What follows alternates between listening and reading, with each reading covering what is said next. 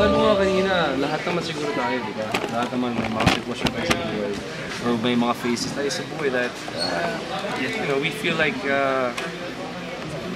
hindi tayo ganun ka-importante or ano namang pinagdadaanan natin. We feel like we're no bit, but maybe sa family, sa relationship. Ganun. So, siguro hindi ka naman tao kung hindi ka dumaan sa ganyan. So what did you do to cope? Wala, ano lang ako. You know, I try to stay active. Mga kaibigan, pamilya ko. Yung buhay kasi parang, dapat lagi may momentum. So when you get that momentum back, after feeling like a nobody, tuloy-tuloy dapat yan. And sabi mo 19 years ka na in the industry and sa ABS-CBN. And yung mga serye mo kasi talagang tumatak, may mga advocacies. And itong ginawa mo na recently na nagpagre-rescue sa mga victims ng flood, after that, meron bang nag-offer sa'yo para mag-join na rin sa politics? Kasi iniisip nila si Gerald ay isang bayani. Alam mo, sa comments, may mga nakikita ko, but tulad yan, di ba? Nakakatulong naman tayo eh. I'm so blessed na nandito kayo kasi, you know, 19 years na rin ako sa industriya.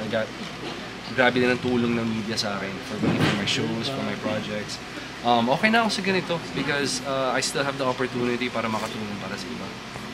You know, so that's also isa sa mga motivations ko is to work harder to maintain or to keep my celebrity status kasi ang laking tulong niya talaga. And as much as possible ginagamit ko sa tama. Pero what holds you back na hindi pumasok sa politics? Kasi di ba marami rin naman mga artista na to expand their parang yung mga advocacies nila pumapasok sa politika. Well, aaminin ko kasi may mga kaibigan din ako mga politiko, may mga nakausap din ako dahil sa mga ibang projects na ginagawa ko. Yung power talaga is there.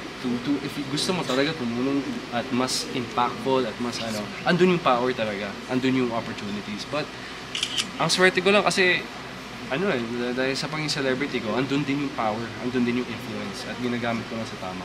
Pero mo, sabi ko, hindi ako artista, sa tingin mo magte-trending yun, yung ginawa ko. Hindi, di ba? Kasi maraming gumawa niyan eh. Nagkataon artista ako, na-picturean, na-videohan. So, but that also inspired so many other people, di ba? Ganun lang yung tinitingnan ko, influence ko. Do you consider yourself a hero? Of course not. Mas maraming mga totoong bayani dyan. Sabi ko nga kanina eh, and through this show, ikukwento ko yung kwento nila. Ikukwento ko yung mga sitwasyon nila sa buhay. Ikukwento namin yung sitwasyon ng pamilya nila kapag nasa pangalim yung mga totoong bayani. Jay, kailan yung turning point nung nagsimula ka na nasa consciousness mo na itong sa mga... Bata pa lang ako. Nakuha ko ata sa nanay ko.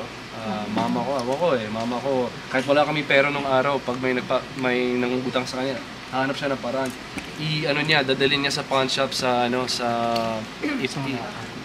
isasangla niya yung radyo namin. Seryoso. So I think dun na nakuha ko talaga sa nanay ko. And it's just something natural. Hindi natin alam kung anong pinagdadaanan ng ibang tao eh. Kung kaya, hindi naman sinasabi na gawin mo yung ginawa ng nanay ko kasi nahihirapan din kami dahil wala kami pera. Pero ako naman physically, I'm still young and I'm strong, so kaya ko naman tumulong. Para sa'yo, sino yung personal heroes mo? Personal heroes ko, mama ko, dad ko. Dad ko, he spent 30 years sa US Navy. So, bata pa lang ako. Akala ko yun talaga din. Akala ko maging military ako. And then akala ko maging PBA player ako. Pero naging PBB contestant ako. So, but again, look at what I've played a soldier. Ang dami ko na-inspire. Naging sundalo din ako sa tayong dalawa. Tumaas yung enrollment ng PMA na 300%. Wow. So, hindi lang I get to play sa high-level competition ng basketball. So, andun pa rin yung mga pangarap na natutupad ko pa rin kahit sa PBB ako pumasok. And I'm so thankful for that. Gerald, what gives you the confidence to keep on helping? Kasi di ba may mga ibang nag-hesitate pa? Confidence? Yeah. Ang sabi ko nga, kasi nung nag-trending yung video na yan, ang sabi ko, I don't want to inspire other people para lumangoy sa baha dahil napakadelikado talaga. Hindi ko yan in-encourage. Bata pa lang ako nag-swimming na ako. I've done WASAR training, water search and rescue training. But I wanna inspire other people to give a helping hand in different ways. Parang pwede kayo mag-donate, pwede kayo pumunta sa mga shelters na ano. Ang daming paraan para tumulong eh. Pero hindi ko ini-encourage na lumungoy sa baha dahil ang dami namin sugat na kuha, ang daming nangyari, di ba? Ang dami. But I'm sobrang grabe. I'm so touched with everybody that messaged me about uminom ako ng gamot. May mga nag-donate sa akin ng gamot kasi naubusan lahat ng gamot sa drugstore. So, it makes everything worth it. Just celebrate yung National Heroes Day recently. Ano na message mo sa mga modern heroes today? Thank you. Ganun lang. Salamat. Ito pasasalamat ko sa inyo. Yung A Soldier's Heart, tayong dalawa, and this Nobody. It's, I always ask ABS if I do a show, sana may social awareness. Sana may inspire or sana may kwento namin yung nangyayari talaga sa buhay natin. Especially na, dami nangyayari sa bansa natin, di ba? Daming... So, ang pakiusap ko sa JRB unit is, alam ko naman kailangan natin maging sensitive, syempre ano pa rin to. But let's try to be as truthful as possible. Kwento natin yung sitwasyon talaga ng mga With tao. that, why? Bakit ganun ka ka-push to spread awareness sa audience? Well, tingnan nyo naman kung anong ginawa. Lumangoy lang ako sa baha, tumulong ako ng nag-trending, nakapag-inspire tayo ng tao. So, that's what, why am I here pa? Ba't ako nag-artista pa kung hindi ko gamitin sa tama yung influence, di ba? As much as possible. As much as possible. General reaction na Julia's movies doing so well in the box office. Grabe, no? Well, ang gandang ibig sabihin para sa industriya, right? Kasi for a time, parang hindi mo alam, babalik ba ang mga tao sa sinihan, ganun.